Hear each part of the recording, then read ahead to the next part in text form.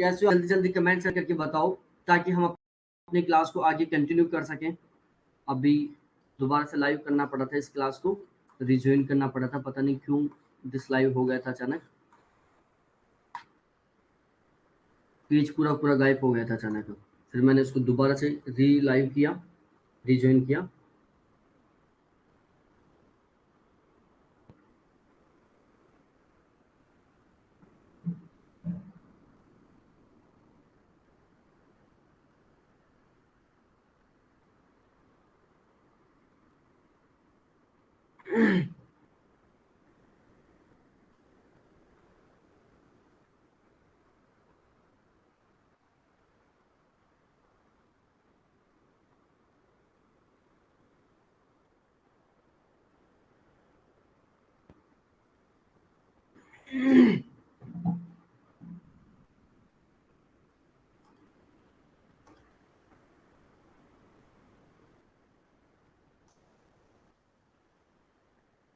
ठीक है, अब सब क्लियर है। तो अब हम अपने क्लास की शुरुआत करते हैं और शानदार तरीके से कंप्लीट करेंगे। देखो, हमारी ये जो क्लास चल रही है, हो सकता है आज ज्योग्राफी की 2 क्लास हो जाएं, बाकी कल से तो 100% ज्योग्राफी की 2 क्लास होंगी होंगी। पूरा पूरा चांस है कि आज से ज्योग्राफी की 2 क्लास हो जाएं।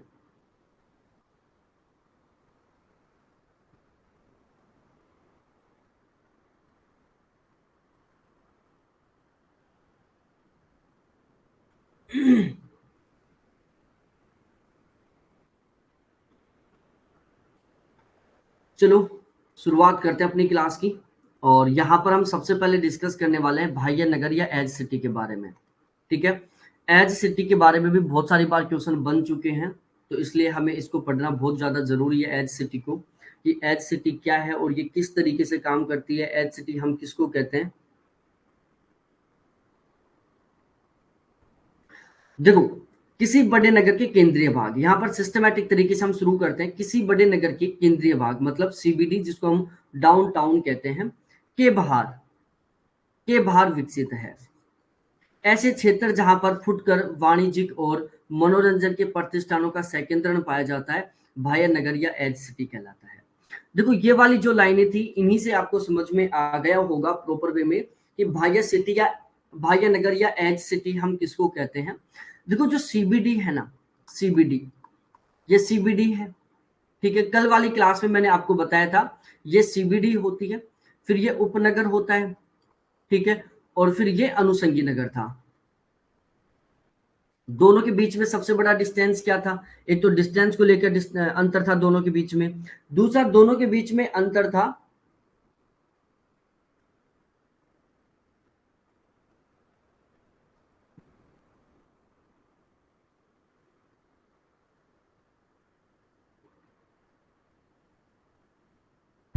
ठीक है, अब क्या है सीन कि जो सीबीडी के बाहर का जो विकसित क्षेत्र है, ठीक है, सीबीडी के जो बाहर का विकसित क्षेत्र, ये उपनगर हो गया। सीबीडी के बाहर का क्षेत्र जहां पर फुटकर वाणिज्यिक है, क्या है?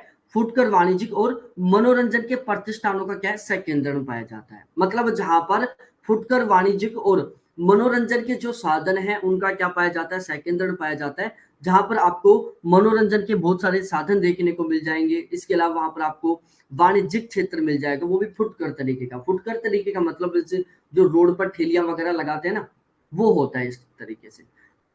तो इस वाले एरिया को हम क्या कहते हैं? एज सिटी कहते हैं। ये वाला जो एरिया है, इसको हम एज सिटी कहेंगे। ये आपको अच्छे तरीके से ध्यान में रखना है। अब मैं यहाँ पर डिस्कस करने वाला हूँ एज सिटी की विशेषताओं के बारे में, कि एज सिटी की क्या क्या विशेषताएं हैं और ये एज सिटी किस तरीके से काम करता है। तो एज सिटी हम मैं आज आपसे डिस्कस करना चाहूंगा कि जो दूसरी वाली क्लास है उसका हम टाइम क्या रखें। ज्योग्राफी की जो सेकंड क्लास होगी उसके टाइमिंग के बारे में बताओ एक बार आप मेरे को, सभी के सभी, और जल्दी जल्दी बताना सभी की सभी।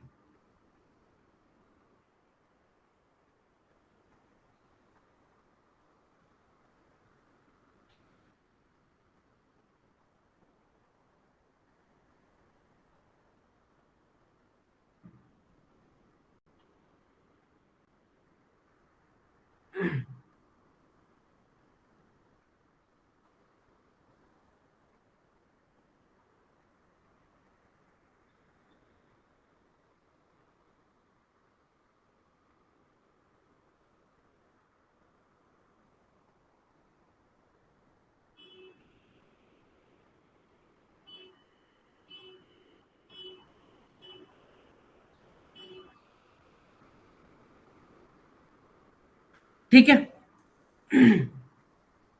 हाँ, वो आप डिस्कस करके बताना कि क्या रखा जाए वो क्लास का टाइम।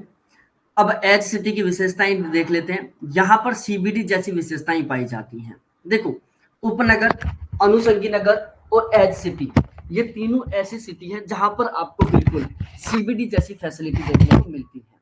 ठीक है, क्या मिलती है? सीबीडी जैसी फैसिलिटी देखने को मिलती है, लेकिन इनके बीच में क्या होता है, थोड़ा थोड़ा अंतर होता है। लेकिन जो ये एज सिटी है ना, इसको हम न्यू सीबीडी भी कह देते हैं। क्या कह देते हैं? न्यू सीबीडी कहते हैं। और इसका सबसे बड़ा रीजन क्या है? क्योंकि यहाँ पर बिल्कुल एज इट इज सीबीडी जैसी विशेषताएं देखने को मिलती हैं। जैसा हमें सीबीडी में देखने को मिलता है ना, बिल्कुल ठीक उसी तरीके से हमें यहाँ पर देखने को मिलता है। यह भीड़ भाड़ प्रदूषण से मुक्त और साफ सुथरा होता है। देखो, ये वाला जो सीबीडी है ना, ये वाला सीबीडी, ये क्या होता है? भीड़ भाड़ से और प्रदूषण से बिल्कुल मुक्त होता है और साफ सुथरा होता है। जो मेन सीबीडी होता है, मेन सीबीडी में क्या होती है? एक तो भीड़ बहुत ज्यादा होती है, वहां पर बहुत जबरदस्त तरीके का ट्रैफिक होता है।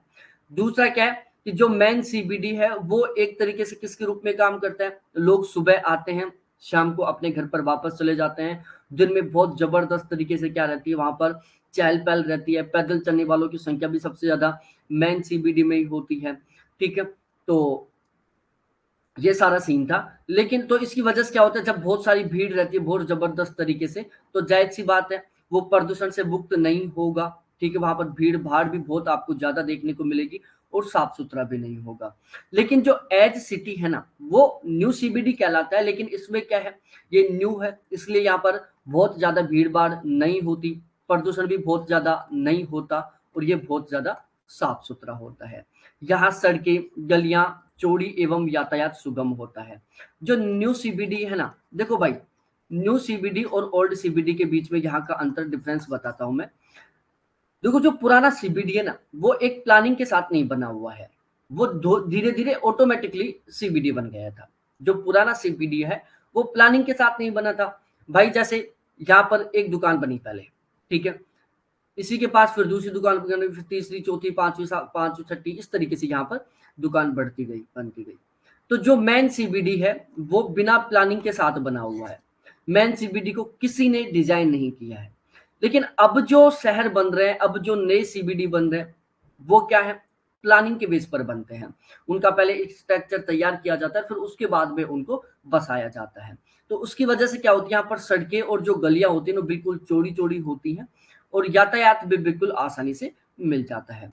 इनका विकास उपनगर के रूप में होता है, इसलिए इन्हें व्यापारिक उपनगर या उपनगरीय बाजार केंद्र भी कहते हैं। देखो, सीधा सा सीन क्या है, जो ये तो हमारा सीबीडी था। ठीक है, जयपुर का एग्जांपल दिया था मैंने एमआई रोड का, ये हमारा एमआई रोड था, मेन सीबीडी जयपुर का। ठीक है, यहां पर मैंने जगतपुरा का एग्जांपल दिया था आपको। ठीक है, और इस जगतपुरा को मैंने क्या बताया था? उपनगर बताया था। ठीक है, और यहां पर मैंने शाहपुरा का एग्जांपल दिया था, जिसको मैंने क्या बताया था? अनुसंगी नगर बताया था। क्या बताया था? अनुसंगी नगर बताया था शाहपुरा को। ये शाहपुरा अनुसंगी नगर था, ये उपनगर जगतपुरा था, और ये सीबीडी एमआई रोड था। अब ये जो उपनगर है ना, जब इसका सही ढंग से ज्यादा विकास हो जाता है, क्या हो जाता है? इसी का सही ढंग से ज्यादा विकास हो जाता है, तो ये उपनगर है, इसी को क्या कहने लग जाते हैं? एज सिटी कहने लग जाते हैं। ठीक है, इसी को बाद में एज सिटी के नाम से जाना जाने लग जाता है, इसे ही बाद में एज सिटी कहना शुरू कर देते हैं। तो बस आप इतना ध्यान रख लो कि जो उपनगर है ना, उसका जब विकास हो जाता है तो उसी को क्या कह देते हैं? एज सिटी कह देते हैं। ये आपको समझ में आ गया होगा। जिस प्रकार सीबीडी या डाउन 19वीं शताब्दी की घटना है, उसी प्रकार 20वीं शताब्दी में एज सिटी का विकास हुआ। भाई जो सीबीडी या जो डाउन टाउन है, जो सीबीडी या जो सॉरी सीबीडी या जो डाउन टाउन है, ये 19वीं शताब्दी की घटना है। ठीक है, उसी तरीके से जो एज सिटी है वो 20वीं शताब्दी से संबंधित है। इस शताब्दी की उत्पत्ति अमेरिका में हुई, सॉरी इस शब्दावली की उत्पत्ति अमेरिका में हुई। तो जो एज सिटी है, एज सिटी शब्द का सबसे पहले प्रयोग कहां पर किया गया था? अमेरिका में किया गया था। ठीक है, कहां पर किया गया था? अमेरिका में किया गया था।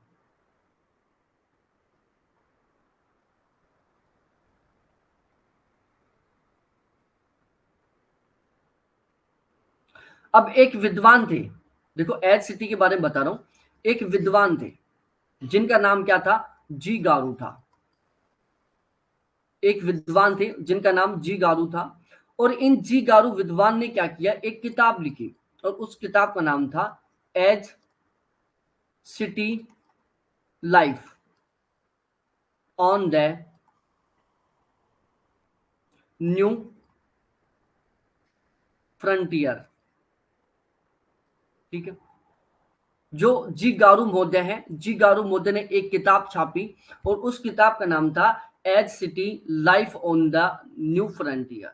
और इसी किताब में इन्होंने सबसे पहले किसकी, एज सिटी की संकल्पना का प्रतिपादन किया। किसका, इसी किताब में इन्होंने सबसे पहले एज सिटी की संकल्पना का प्रतिपादन किया।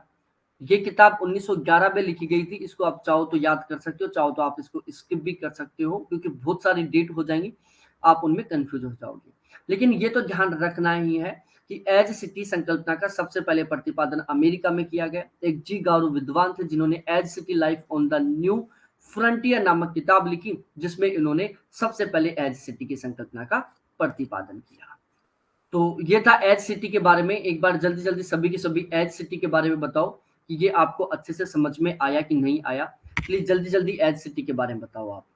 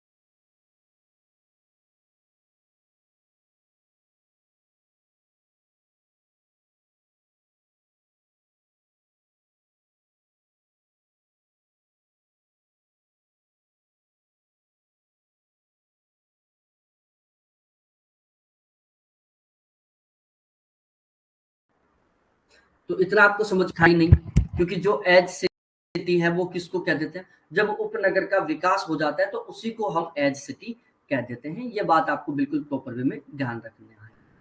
अब हम ग्लोबल सिटी के बारे में डिस्कस करते हैं कि ग्लोबल सिटी क्या है और ये किस तरीके से काम करती है। इसको हम अच्छे तरीके से समझने की कोशिश करते हैं। ठीक है, किसको, ग्लोबल सिटी को, कि ग्लोबल सिटी क्या है और किस तरीके से काम करती है, इसके पास क्या क्या सीन होता है।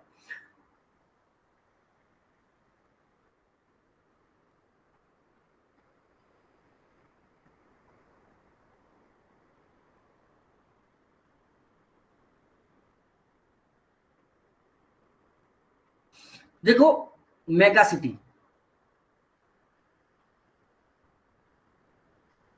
मेगा सिटी से ही किसका विकास माना जाता है, ग्लोबल सिटी का माना जाता है। जो ग्लोबल सिटी है उसका विकास किसके द्वारा माना जाता है, मेगा सिटी के माध्यम से माना जाता है। 1990 के दशक के बाद वैश्वीकरण के कारण विश्व के बड़े मेगा सिटी एक प्रमुख वैश्विक आर्थिक नेटवर्क के केंद्र के रूप में एकीकृत हो जाए, जिससे वैश्विक नगरों की उत्पत्ति हुई। ठीक है भाई, 1990 के दशक की बात है। 1990 के दशक में क्या हुआ कि विश्व के जो बड़े मेगा सिटी थे, विश्व के जो बड़े मेगा सिटी थे उनका क्या हुआ कि विश्व के सभी मेगा सिटी ने क्या किया, एक साथ जुड़कर एक बड़े नेटवर्क का निर्माण कर लिया। और वो जो बड़ा नेटवर्क है ना, उसी को हम क्या कह देते हैं, ग्लोबल सिटी कह देते हैं। इस प्रकार ग्लोबल सिटी वैश्विक आर्थिक प्रणाली के एकीकृत अत्यंत जटिल केंद्र होते हैं, जो विश्व स्तरीय आर्थिक नेटवर्क को प्रत्यक्ष रूप से प्रभावित करते हैं। देखो, जो वैश्व ग्लोबल सिटी होती है ना, जो ग्लोबल सिटी होती है वो वैश्विक आर्थिक प्रणाली के एकीकृत अत्यधिक जटिल केंद्र होते हैं। ग्लोबल सिटी वैश्विक आर्थिक प्रणाली का एकीकृत बहुत ही जटिल केंद्र होता है जो विश्व स्तरीय आर्थिक नेटवर्क को प्रत्यक्ष रूप से क्या करता है, प्रभावित करता है। अब मैं यहाँ पर आपके साथ डिस्कस करने वाला हूँ ग्लोबल सिटी के जो उपनाम है उनके बारे में, कि ग्लोबल सिटी को और किस किस नाम से जाना जाता है। तो यहाँ पर हम डिस्कस करते हैं ग्लोबल सिटी के उपनामों के बारे में। तो ग्लोबल सिटी का जो पहला उपनाम है वो है वर्ल्ड सिटी, ठीक है। इसका जो दूसरा उपनाम है वो है पावर सिटी, ठीक है। इसका जो तीसरा नाम है वो है वर्ल्ड सेंटर, ठीक है। और ये तीन उपनाम है इसके, ग्लोबल सिटी को इन तीन उपनामों से भी जाना जाता है, जिसमें एक वर्ल्ड सिटी है, दूसरा पावर सिटी है, तीसरा वर्ल्ड सेंटर है। तो ये तीनों की तीनों आपको बिल्कुल प्रॉपर वे में अच्छे तरीके से ध्यान में रखना है। थोड़ा आगे डिस्कस करते हैं। एक किताब लिखी गई जिसका नाम था the global city, New York, London, Tokyo. 1991 में मैडम सरिकमा सोरेन की प्रसिद्ध पुस्तक प्रकाशित होने पर इस संकल्पना को बल मिला, ठीक है। एक किताब थी जिसका नाम था the global, New York, London, Tokyo, ठीक है। एक किताब थी जिसका नाम था the global, New York, London, Tokyo. ये किताब थी जो किसके द्वारा लिखी गई थी, सरिकमा सारेन नामक एक विद्वान थी जिनके द्वारा ये किताब लिखी गई थी। और इस किताब के प्रकाशित होने के बाद भी जो ग्लोबल सिटी है वो क्या हुई थी, फेमस हुई थी। ग्लोबल सिटी की जो संकल्पना है उसको बल मिला था। वर्ल्ड सिटी पैट्रिक गिडिस ने अपनी पुस्तक सिटीज इन इवोल्यूशन में शब्दावली का प्रयोग किया। देखो जो वर्ल्ड सिटी शब्दावली है, वर्ल्ड सिटी शब्दावली का सबसे पहले प्रयोग किसने किया, पैट्रिक गिडिस ने किया। किसने, पैट्रिक गिडिस ने किया। और अपनी कौन सी पुस्तक में, सिटीज इन इवोल्यूशन में, ठीक है। वर्ल्ड सिटी शब्दावली का सबसे पहले प्रयोग पैट्रिक गिडिस ने अपनी किताब सिटीज इन इवोल्यूशन में किया था। यह भी आपको अच्छे तरीके से ध्यान में रखना है। अब यहां पर हम डिस्कस करते हैं वर्ल्ड सिटी की जो विशेषताएं हैं ना उनके बारे में, कि वर्ल्ड सिटी की क्या क्या विशेषताएं हैं। तो हम इन विशेषताओं को एक एक करके अच्छे से समझने की कोशिश करते हैं, एक एक करके। देखो, अंतरराष्ट्रीय वित्तीय सेवाओं का केंद्र होता है, जैसे वित्त बीमा हुआ, विपणन हुआ, बैंकिंग हुआ। जो वर्ल्ड सिटी होता है ना वो वित्तीय सेवाओं का सेंटर होता है। क्या होता है, वित्तीय सेवाओं का सेंटर होता है।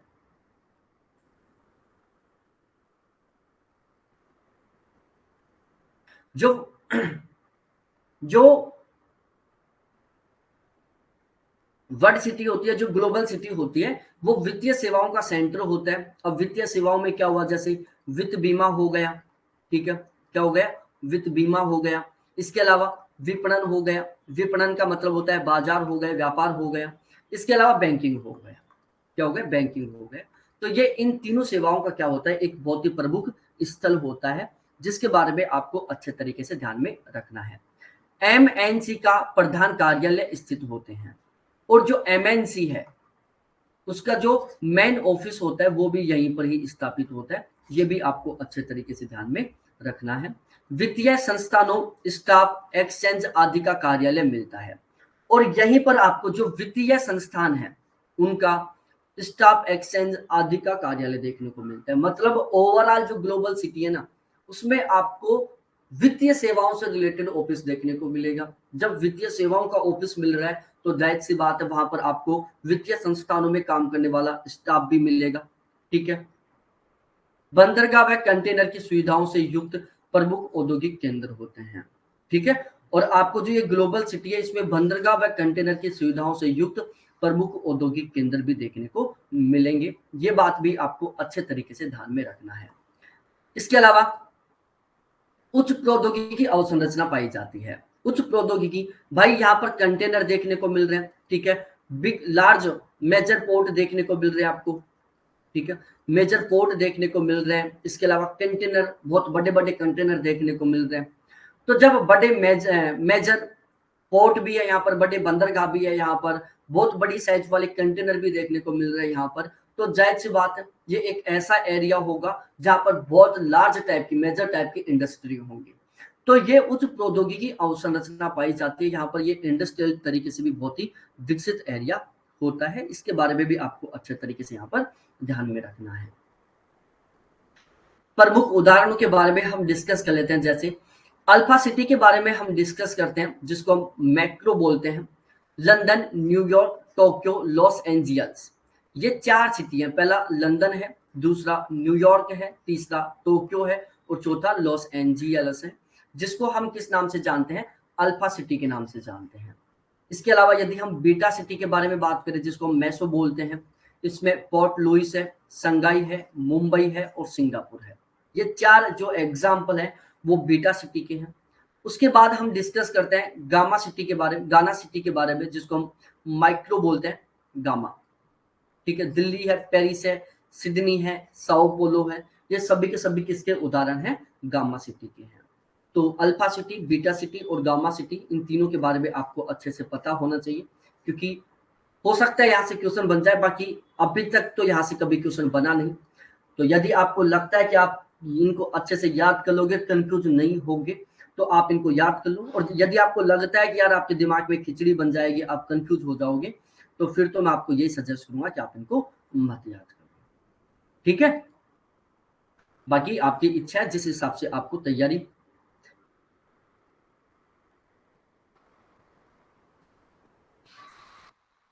अब हम थोड़ा आगे डिस्कस करते हैं जुड़वा नगरों के बारे में, जिसको हम टाउन सिटी बोलते हैं। तो एक बार सभी की सभी ग्लोबल सिटी के बारे में बताओ कि ग्लोबल सिटी आपको अच्छे से समझ में आई कि नहीं आई।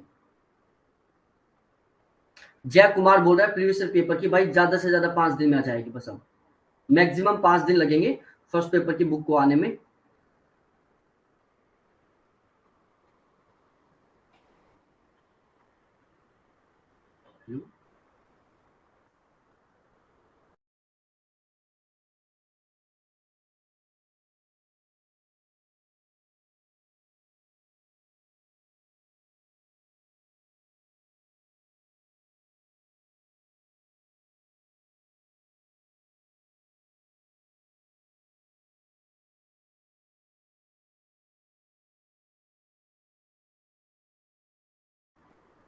ठीक है, यहां तक का वाले हैं किसके बारे में?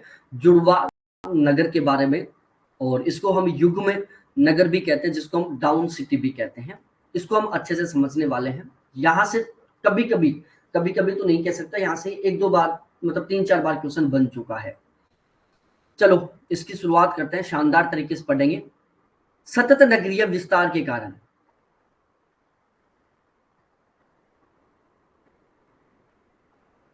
देखो सन नगर, सबसे पहले इसको जुड़वा नगर कहते हैं। ठीक है, और इसको युग्म नगर भी कहते हैं। तो युग्म का मतलब क्या होता है? जुड़वा ही होता है। ठीक है, जुड़वा मतलब युग्म को हम जोड़ा भी कह देते हैं। चाहे युग्म कह दो, चाहे जोड़ा कह दो, चाहे जुड़वा कह दो, बात एक ही है। खा लो पी लो ठूस लो, जाएगा पेट में। तो ये उपनाम है युग्म। युग्म का मतलब होता है ना जोड़ा, भाई जोड़ में है, युग्म में है।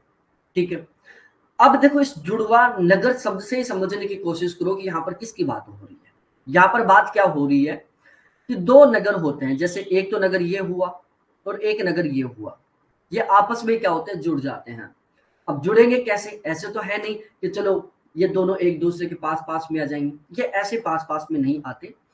जैसे मैं एक एग्जांपल ले रहा हूँ गुड़गांव का और दिल्ली का, इसका एक प्यारा सा एग्जांपल है। ये दिल्ली था, ठीक है, और यहाँ पर गुरुग्राम बना दिया गया। ठीक है, मैं एक एग्जांपल ले रहा हूँ, ये गुरुग्राम है, ये दिल्ली है। दोनों का क्या होता गया? विस्तार होने लग गया। दिल्ली का चारों तरफ विस्तार हुआ, भाई हो गए दिन प्रतिदिन, हर एक शहर का हो रहा है, पॉपुलेशन बढ़ती जा रही है। ठीक है, तो दूसरी साइड गुड़गांव का भी क्या होगा? विस्तार होगा। ठीक है, गुड़गांव का भी विस्तार होगा। तो दोनों का विस्तार होता गया, गुड़गांव का भी विस्तार होता गया, इस साइड दिल्ली का भी विस्तार होता गया। हालात ये आ गए कि दोनों ये आपस में एक जगह ऐसा हुआ कि ये मिल गए। जैसे ये वाला एरिया हो गया, जो इन दोनों का मिला जुला एरिया हो गया। यहाँ पर गुड़गांव के लोग, मतलब दोनों के बीच में किसी तरीके की बाउंड्री नहीं बची, दोनों एक जैसे हो गए, मतलब पूरा एक तरीके से कंबाइन सीन हो गया। तो अब ये क्या हो गए? जुड़वा नगर हो गए। ये दोनों क्या हो गए? जुड़वा नगर हो गए। ठीक है, ये जुड़वा नगर हो गए, ये क्या हो गए, जुड़वा नगर हो गए। तो इसको आप समझ लिए होंगे कि दो शहर आपस में मिल जाते हैं, एक हो जाते हैं। सतत नगरीय विस्तार के कारण एक दूसरे के समीप स्थित दो स्वतंत्र नगरीय इकाइयां भौतिक रूप से परस्पर मिल जाती हैं, तो उसे हम जुड़वा नगर कहते हैं। यह द्विकेंद्रीय संनगर बाउंड्रीज कंट्रीब्यूशन भी कहलाता है। इसको हम द्विकेंद्रीय संनगर भी कहते हैं। यहाँ पर आपको दो संनगर देखने को मिलते हैं। युग्म नगर संनगर के प्रारंभिक अवस्था का संकेतक होता है। जो युग्म नगर होता है ना, वो संनगर की प्रारंभिक अवस्था का संकेतक होता है। अब आप सोचोगे यह सन्नगर क्या है, भाई आगे मैं आपको इसको डिटेल से समझाऊंगा सन्नगर से, क्योंकि सबसे ज्यादा क्वेश्चन सन्नगर से ही बनता है। सन्नगर से ऑलमोस्ट ये समझो कि जो एग्जामिनर है उसको प्यार हो गया, वो हर बार यहाँ से क्वेश्चन बना देता है, हर बार ऑलमोस्ट यहाँ से क्वेश्चन बन जाता है। युग्म नगर सन्नगर के प्रारंभिक अवस्था का संकेतक होता है। प्रमुख राजमार्गों के सारे उच्च विकास होता है। ठीक है, प्रमुख राजमार्गों के सारे, जैसे ये दो शहर थे, भाई मैंने आपको तब भी बताया था, जो अनुसंगी नगर है वो समझाया था तब। देखो किसी भी शहर का जो विकास होता है, आप अपने गांव का देख लो, चाहे आपने गांव का जो विकास होगा वो किस तरीके से होगा। सबसे पहले ये जैसे आपका गांव है, यहाँ पर मकान ही मकान है। अब मकान कहाँ पर बनेंगे, रास्तों के पास में बनेंगे। पहले का सीन क्या होता था कि लोग रास्तों के ऊपर मकान नहीं बनाते थे, स्पेशली रास्तों को पीट देकर मकान बनाते थे। लेकिन आजकल ये ट्रेंडिंग में हो गया कि हर कोई ऑन रोड आना चाहता है। ठीक है, ऑन रोड कीमत बहुत ज्यादा होती है, पहले के टाइम में ऑन रोड की कीमत बहुत कम होती थी। मैं हमारे खुद के गांव का एग्जांपल बताता हूँ इस चीज को लेकर। 1 मिनट का टाइम है, 1 मिनट का टाइम दूंगा लगभग।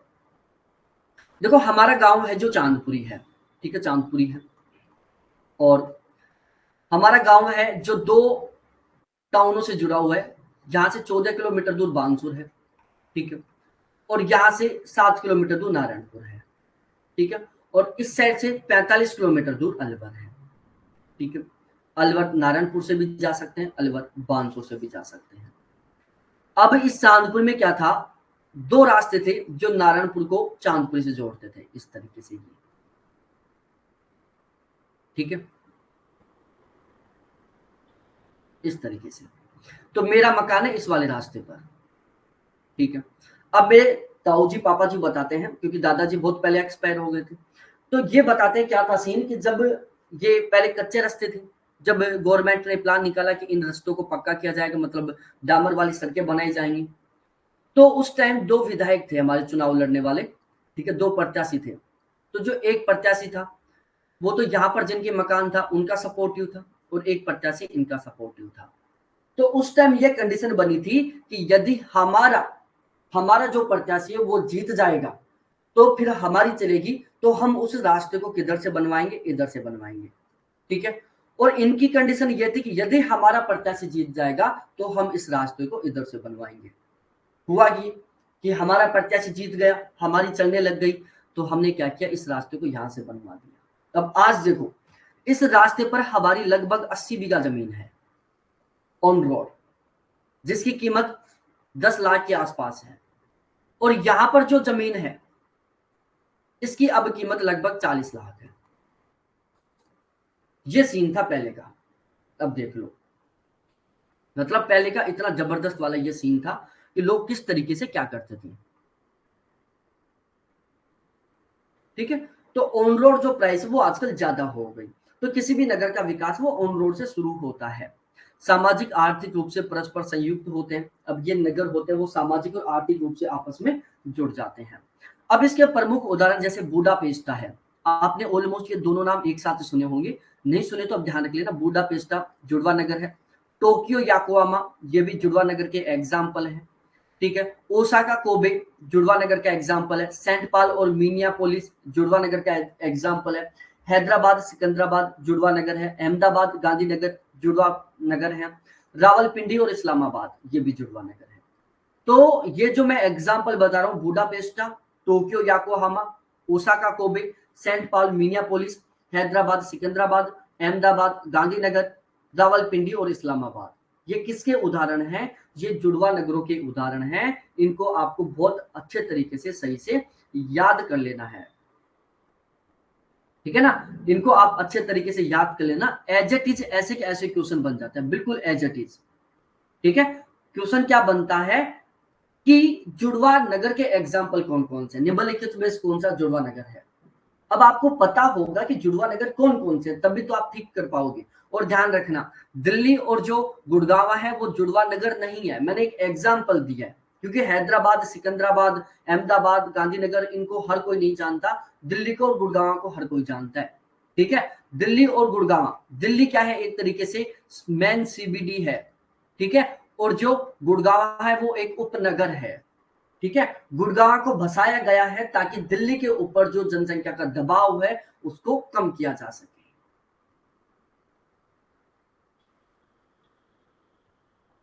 अब हम संगनगर, कॉर्नर बेसिंग, नगर माल के बारे में पढ़ते हैं। एक बार बताओ कि जुड़वा नगर आपको अच्छे से समझ में आया कि नहीं आया, प्लीज जल्दी जल्दी बताओ।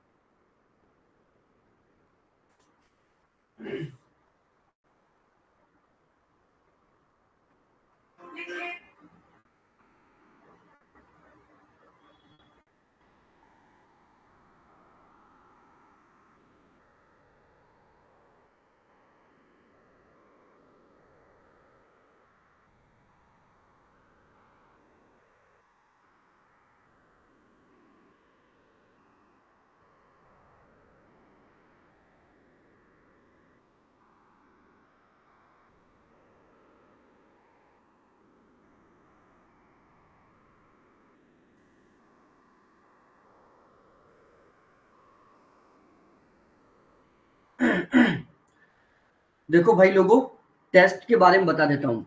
देखो ओवरऑल सीन क्या होता है कि अब तक मैं थोड़ा बिजी चल रहा था इसलिए मैं बता दिया। अब हर संडे को टेस्ट होगा। ठीक है, हर संडे को टेस्ट होगा क्योंकि अब एग्जाम भी नजदीक आ गया है। और इसके अलावा हर एक कैंडिडेट को टेस्ट देना, मैं पूरा रिकॉर्ड बनाऊंगा। अब पूरे रिकॉर्ड वाइज तरीके से काम चलेगा कि कौन कौन कैंडिडेट हैं जो टेस्ट दे रहे हैं, कौन कौन नहीं दे रहे हैं, किसकी क्या परफॉर्मेंस चल रही है, इन सभी के बारे में आपको हर एक तरीके का डाटा प्रोवाइड करवाया जाएगा। पिछले टेस्ट में कितना स्कोर था, अब स्कोर कितना है, स्कोर किस तरीके से इंक्रीज हो रहा है, हर एक के बारे में आपको बहुत ही अपडेट तरीके से यहाँ पर तैयारी करवा टेस्ट करवाए जाएंगे। और मैं एक आपको एक गुड न्यूज और दे देता हूँ, मैं एक नई एक अलग से पहल शुरू कर रहा हूँ, शायद ही अभी तक पूरे इंडिया में किसी ने नहीं किया। आप ये भी बताना, दिसंबर से मैं एक गुरुकुल खोल रहा हूँ। दिसंबर में मैं एक गुरुकुल खोल रहा हूँ। ये गुरुकुल ओनली जेआरएफ के लिए होगा। ठीक है, इसमें केवल जेआरएफ वाले कैंडिडेट रहेंगे। ठीक है, कोशिश रहेगी कि सबसे पहले हम ज्योग्राफी वाला ही खोलें जिसमें केवल ज्योग्राफी से जेआरएफ की तैयारी करने वाले कैंडिडेट रहें। ये केवल गर्ल्स के लिए होगा। ठीक है, ये केवल गर्ल्स के लिए होगा। इसमें इनको हर एक फैसिलिटी प्रोवाइड करवाई जाएगी, मतलब किससे रिलेटेड, केवल जेआरएफ क्वालिफाई करने से रिलेटेड। इनको केवल और केवल जेआरएफ क्वालिफाई करने का एनवायरनमेंट प्रोवाइड करवाया जाएगा। पूरा टाइम शेड्यूल रहेगा, 6 महीने का टारगेट रहेगा कि हर हाल में 6 महीने में जेआरएफ क्वालिफाई करके भेजना है। इसमें कंडीशन क्या रहेगी कि जो भी लड़कियां एडमिशन लेंगी इस गुरुकुल में, ठीक है, उनको 4 लोवर और 4 टी-शर्ट यहीं से प्रोवाइड करवाए जाएंगे। 5 से 7 रिबन यहाँ से प्रोवाइड करवाए जाएंगे। एक स्वेटर रहेगा, जैकेट, ताकि सर्दी ना लगे। इसके अलावा एक जूते की जोड़ी और एक चप्पल की जोड़ी, केवल ये ड्रेस कोड रहेगा यहाँ का। किसी तरीके का इसके अलावा कोई ड्रेस कोड यूज नहीं होगा। कभी भी 6 महीने के अंदर बाहर नहीं भेजा जाएगा कि चलो आप घूमने के लिए जा रहे हो। पूरा कंट्रोल, मतलब हर एक स्टूडेंट के हर एक सेकंड का हिसाब रखा जाएगा, हर एक सेकंड का।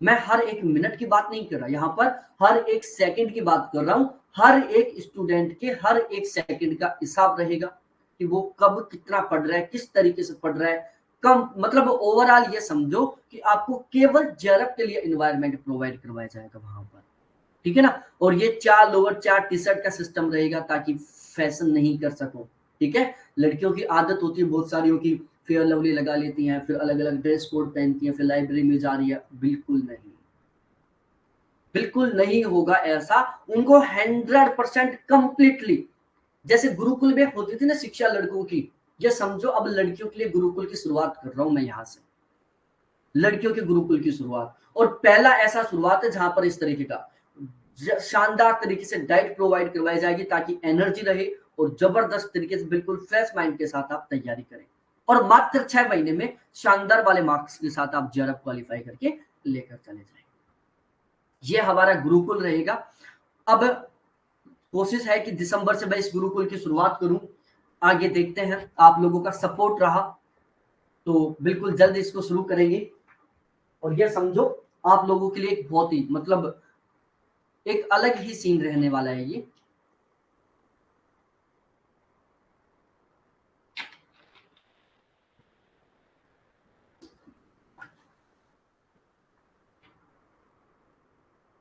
चलो तो अब हम अपने जो कॉर्नर बेसन है उसको डिस्कस कर लेते हैं कि कॉर्नर बेसन क्या है और ये किस तरीके से काम करता है। सन नगर कॉर्नर बेसिन, जिसको हम नगर माल भी कहते हैं। देखो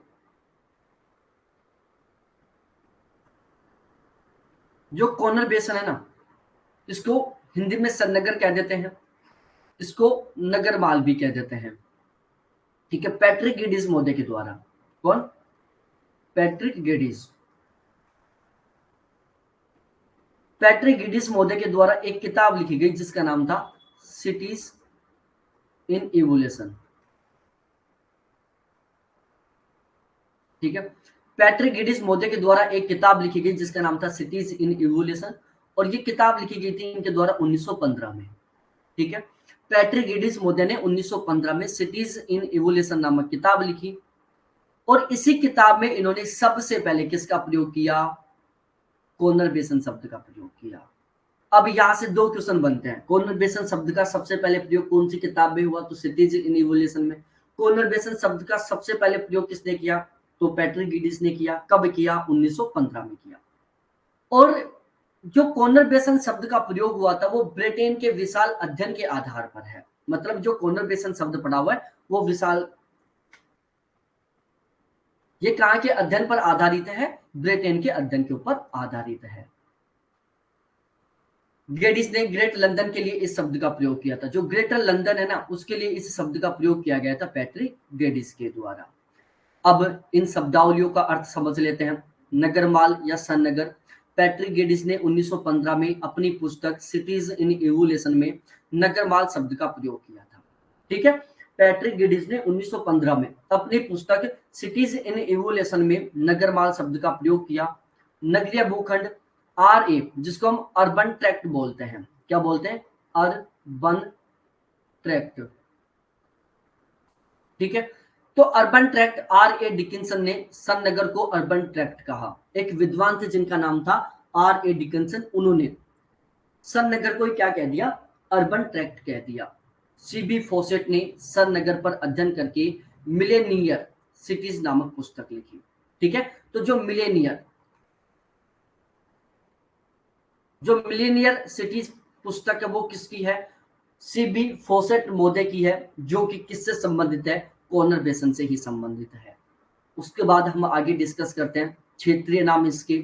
जैसे जो पश्चिमी जर्मनी है इसमें इसको स्टैडिजन बोल देते हैं, अमेरिका में इसको हम स्टैंडर्ड मेट्रोपॉलिटन एरिया बोल देते हैं, भारत में हम इसको स्टैंडर्ड अर्बन एरिया बोल देते हैं। तो स्टैडिगन बोल दो, स्टैंडर्ड मेट्रोपॉलिटन एरिया बोल दो, या फिर स्टैंडर्ड अर्बन एरिया बोल दो, ये इसके क्षेत्रीय नाम है। इनको भी आपको अच्छे तरीके से ध्यान में रखना है। अब हम थोड़ा आगे डिस्कस करते हैं सन नगर के विकास की दशाओं के बारे में कि सन नगर का विकास कैसे और किस किस दशा में होता है।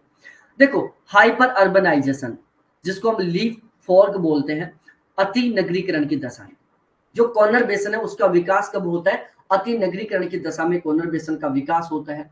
नगरीय समूहन का प्रभाव, जो सन नगर है, जो कॉर्नर बेसन है, उसके ऊपर नगरीय समूहन का भी प्रभाव देखने को मिलता है। नगरीय समूहन का मतलब है जब दो नगर आपस में जुड़ जाते हैं, नगरों का समूह बन जाता है। द्विकेंद्रीयता एवं बहुकेंद्रीयता। जब द्विकेंद्रीयता बहुकेंद्रीयता का मतलब क्या हुआ भाई, दो नगर जुड़े तो दो केंद्र जुड़ गए आपस में, ठीक है। तीन नगर जुड़े तो तीन केंद्र जुड़ गए, क्योंकि हर एक नगर का केंद्र होता है। तो दो केंद्रीयता भी सन्नगर की विशेषता है, बहुकेंद्रीयता भी सन्नगर की विशेषता है। जब बहुत सारे नगर आपस में जुड़ेंगे तो जाहिर सी बात है बहुत सारे सेंटर आपस में जुड़ेंगे।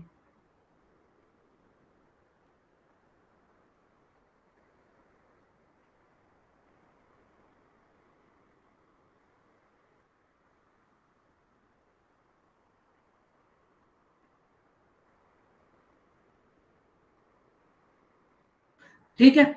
प्रमुख राजमार्गों के सारे दो या दो से अधिक नगरों के मिल जाने से, जो प्रमुख राजमार्ग है इनके सारे जब दो या दो से अधिक नगर आपस में मिल जाते हैं ना, तो उससे भी कोनर का निर्माण होता है। अब उत्पत्ति के कारण बता देता हूं कि कोनर की उत्पत्ति के पीछे क्या क्या रीजन है, कौन कौन से कारण है जिसकी वजह से कोनर की उत्पत्ति होती है। पहला, अत्यधिक नगरीय आप्रवास। क्या होता है आप्रवास का मतलब, क्या होता है, एक इमिग्रेशन होता है, एक एमिग्रेशन होता है। दोनों के बारे में मैंने पिछली वाली क्लास में आपको पढ़ाया था कि इमिग्रेशन क्या होता है, एमिग्रेशन क्या होता है। मैं बार बार एक शब्द को रिपीट नहीं करूंगा कि चलो मैं अब दोबारा भी आपको इमिग्रेशन और एमिग्रेशन के बारे में बताऊं, वो ज्यादा ठीक नहीं लगता। ठीक है। तो अत्यधिक नगरीय आप्रवास क्या कहलाता है, अत्यधिक नगरीय आप्रवास क्या कहलाता है। अत्यधिक नगरीय आप्रवास के कारण क्या होता है, कोनर की उत्पत्ति होती है। यातायात साधनों का उच्च विकास, यातायात साधनों के,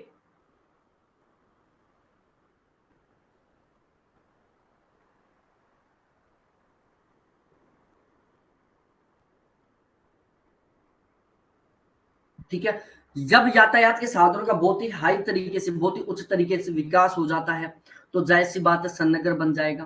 केंद्रीय नगर से अपकेंद्रीय व विकेंद्रीकरण की शक्तियों का प्रभाव, ठीक है, अपकेंद्रीय और विकेंद्रीकरण की। भाई जब केंद्रीय नगर में आपको अपकेंद्रीय और विकेंद्रीकरण की शक्तियां देखने को मिलेगी तो उसकी वजह से भी सन्नगर की उत्पत्ति होती है।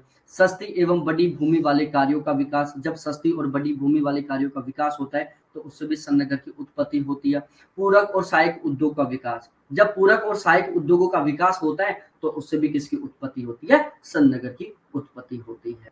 तो ये कुछ ऐसे रीजन थे जिनकी वजह से सन्नगर की उत्पत्ति होती है। ये आपको बिल्कुल अच्छे तरीके से ध्यान में रखना है प्यारे साथियों, क्योंकि यहाँ से क्वेश्चन बनता ही बनता है, आपको अच्छे से अपने दिमाग में बिठा लेनी है ये बात। अब यहाँ पर मैं डिस्कस कर लेता हूँ सन्नगर की विशेषताओं के बारे में, कैरेक्टरिस्टिक्स ऑफ सन्नगर, सन्नगर की जो विशेषताएं हैं उनके बारे में।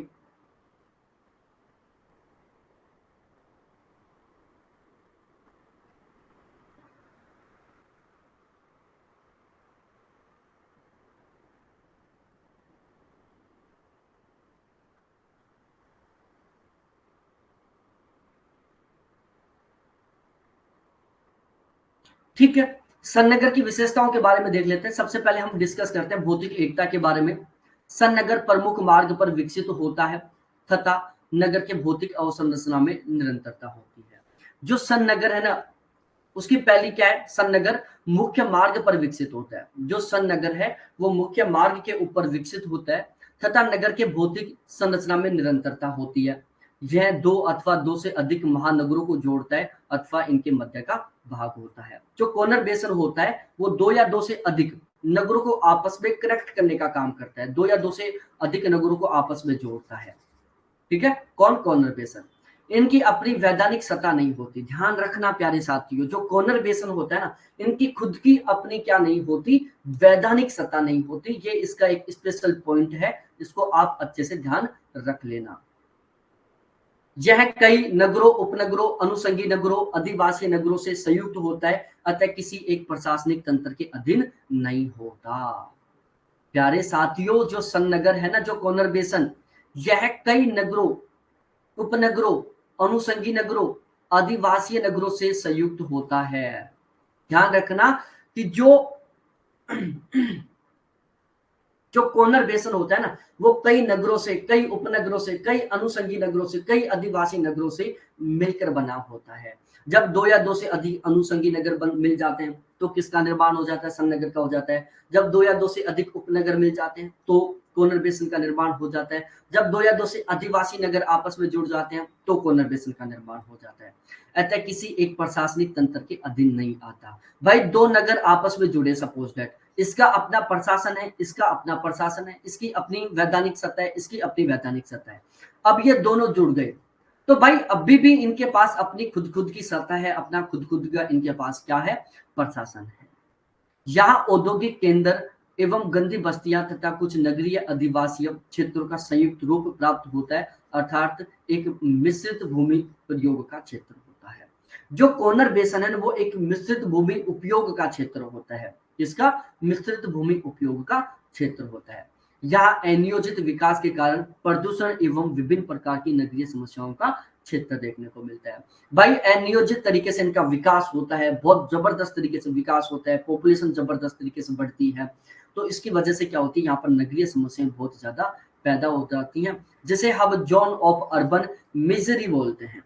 क्या बोलते हैं? जोन ऑफ अर्बन मिजरी बोलते हैं। ये आपको अच्छे तरीके से ध्यान में रखना है।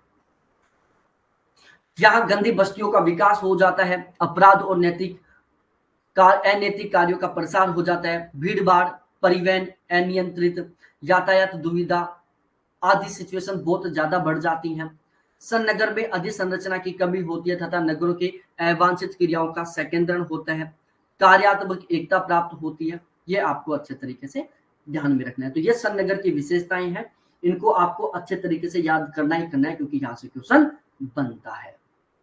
अब हम प्रमुख जो सन्नगर है, कोनर बेसन है, उनके एग्जाम्पल देख लेते हैं। जैसे अमेरिका की उत्तरी पूर्वी अटलांटिक तटीय पेटी, जो अमेरिका की उत्तरी पूर्वी अटलांटिक तटीय पेटी है, वहां पर हमें सन्नगर देखने को मिलता है। लंदन एक कोनर बेसन का उदाहरण है, लिवरपूल है, मैनचेस्टर है, बर्मिंगम है, ग्लासगो है, पेरिस है। ठीक है, ये सभी के सभी क्या है? ये पहले साथियों कोनर बेसन के उदाहरण है। ठीक है, और ये एकल कोनर बेसन के उदाहरण है, ये भी आप ध्यान रख लेना।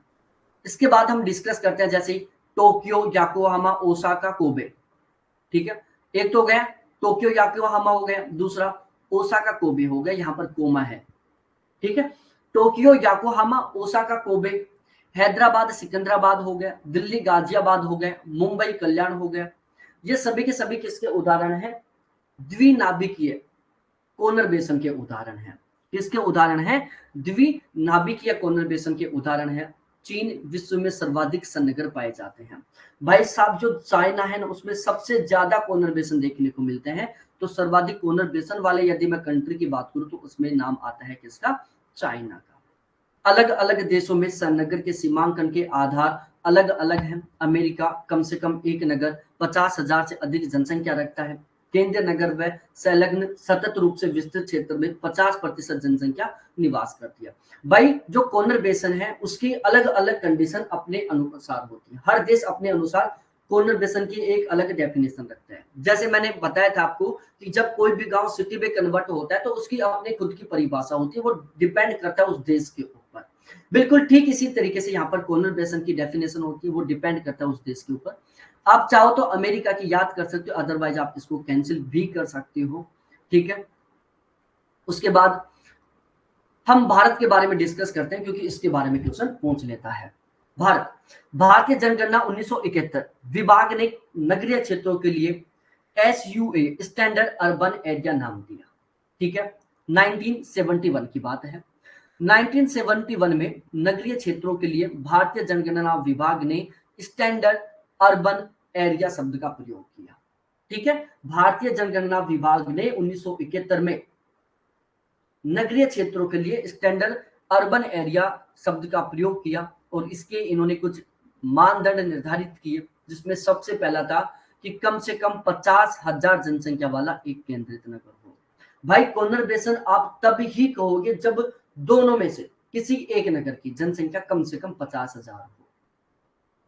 ठीक है, केंद्रीय नगर का सीमावर्ती क्षेत्र जो अन्य ग्रामीण और नगरीय प्रशासनिक इकाइयों से बना है, किंतु केंद्रीय नगर से सामाजिक आर्थिक दृष्टि से घनिष्ठ रूप से संबंधित होना चाहिए। अब जो कॉर्नर बेसन में जो सिटी इंक्लूड हो रही है, जिन नगरों से कॉर्नर बेसन बन रहा है, उन नगरों का जो केंद्र है ना, वो जो मुख्य केंद्र है उसके साथ किस तरीके से होना चाहिए, सामाजिक और आर्थिक तरीके से घनिष्ठ रूप से संबंधित होना चाहिए। निकट भविष्य से संपूर्ण क्षेत्र पूर्णतः नगरीकृत होने की संभावना रखता हो, ठीक है, इन फ्यूचर में वो संभावना रखता हो कि एक बहुत ही बड़ा शहर बनेगा। इस तरह संनगर के सीमांकन में निम्न आधारों को सम्मिलित किया जाता है। 10 लाख से अधिक जनसंख्या होगी तभी आप संनगर कहोगे, ठीक है भाई। संनगर में सपोजेड 5 सिटी है, तो पांचों की जनसंख्या कितनी होनी चाहिए, 10 लाख से अधिक होनी चाहिए। सतत विस्तार होना चाहिए, वह नगर जो क्षैतिज रूप से फैलता हुआ उस नगर से जुड़ जाए, ठीक है। नगर आपस में क्षैतिज रूप से फैलते हुए क्या हो जाए, आपस में जुड़ जाए। संलग्न क्षेत्रों को केंद्रीय नगर से घनिष्ठता होनी चाहिए, जो संलग्न जो जुड़े हुए क्षेत्र नगर है उनका मुख्य नगर के साथ बहुत अच्छा संबंध होना चाहिए। 3/4 से अधिक कृषितर गैर कृषि कार्यों में संलग्न होने चाहिए। मतलब जो 3/4 जो प्रतिशत लोग हैं, मतलब 3/4 जो लोग हैं वो गैर कृषि कार्यों में लगे हुए होने चाहिए, ठीक है। मतलब 3/4 लोग गैर कृषि कार्यों में संलग्न होने चाहिए। डिकिंसन ने सन्नगरों के विकास के आधार पर 3 भागों में बांटा। तो सबसे पहले प्यारे साथियों आप केवल ये याद रखना, ठीक है। ये वाली जो विशेषता है वो किसके साथ जुड़ी हुई है, सिटी से साथ उनके साथ जुड़ी हुई है। डिकिंसन ने सन्नगरों के विकास के आधार पर 3 भागों में विभाजित किया। डिकिंसन महोदय ने सन्नगरों को उनके विकास के आधार पर 3 भागों में डिवाइड कर दिया। पहला, एक केंद्रीय सन्नगर जिसको हम एक नाभिकीय नगर बोलते हैं। अब इसको समझते हैं। सन्नगर की उत्पत्ति या विकास के लिए एक ही केंद्रीय नगर उत्तरदायी होता है, तो उसे हम एक नाभिकीय केंद्र या सन्नगर कहते हैं। भाई एक केंद्रीय सन्नगर जहां पर केवल एक ही केंद्र होता है, मतलब उस सन्नगर की जो उत्पत्ति है ना वो केवल एक केंद्र से हुई है, यह ध्यान रखना। जो एक केंद्रीय सन्नगर है उसको कहेंगे जहां पर उस सन्नगर की उत्पत्ति केवल एक केंद्र से हुई है, या फिर जिस सन्नगर में केवल एक केंद्र है तो उसको हम क्या कहते हैं, एक केंद्रीय सन्नगर कहते हैं। जैसे लंदन है, ठीक है, सन्नगर का एक केंद्रीय सन्नगर का उदाहरण है। सिडनी है, मिलबोर्न है, पेरिस है और मुंबई है। ये किसके उदाहरण है, एक केंद्रीय सन्नगर के उदाहरण है। उसके बाद हम द्विनाभिकीय सन्नगर के बारे में डिस्कस कर लेते हैं। द्विनाभिकीय में क्या है कि वो सन्नगर जहां पर आपको 2 केंद्र देखने को मिल रही है उसको द्विनगरीय सन्नगर कह दोगे आप, कि वो सन्नगर जहां पर 2 केंद्र हैं, ठीक है। जैसे हैदराबाद सिकंदराबाद भारत के हो गए, टोक्यो याकोहामा जापान का हो गया, तेल अबीब और हैपा इजराइल का हो गया, डेट्राइट क्विनलैंड अमेरिका का हो गया, पर्थ फिनलैंड ऑस्ट्रेलिया का हो गया। तो ये वो सन्नगर है जो द्विकेंद्रीय सन्नगर है। उसके बाद हम डिस्कस करते हैं बहुनाभिकीय सन्नगर के बारे में। बहुनाभिकीय सन्नगर आप उसको कहोगे जिस सन्नगर में बहुत सारे केंद्र हैं, जिस सन्नगर में एक से ज्यादा केंद्र है उसको आप क्या कहोगे, बहुनाभिकीय सन्नगर कहोगे। जैसे वेस्ट मिडलैंड है जो यूके में है, तो जो वेस्ट मिडलैंड है वो बहुनाभिकीय सन्नगर का उदाहरण है। क्लाइड साइड जो स्कॉटलैंड में है वो बहुनाभिकीय सन्नगर का उदाहरण है। भारत के केरल तट पर जैसे कोचीन है, एर्नाकुलम है, अलवाई है, जिसको हम अल्पाई नहीं अलवाई है ये, ठीक है, अलवाई है। कोचीन है, एर्नाकुलम है, अलवाई है, किसके उदाहरण है, बहुनाभिकीय सन्नगर के उदाहरण है। ड्यूसबर्ग है, एसेन डोरमांट है और जर्मनी है, ये भी किसके उदाहरण है प्यारे साथियों, बहुनाभिकीय केंद्र के उदाहरण है। तो इस तरीके से ये हमारा बहुनाभिकीय केंद्र कंप्लीट हो गया और आज की हमारी क्लास का जहां पर द एंड होता है। बहुत अच्छे तरीके से आपको समझ में आ गई होगी। कोई भी डाउट हो, कोई भी कंफ्यूज हो, आप कभी भी कॉल करके मैसेज करके डिस्कस कर सकते हैं, ठीक है। तो बहुत बहुत धन्यवाद आप सभी को देखने के लिए। थैंक्स बाय मेरे प्यारे साथियों।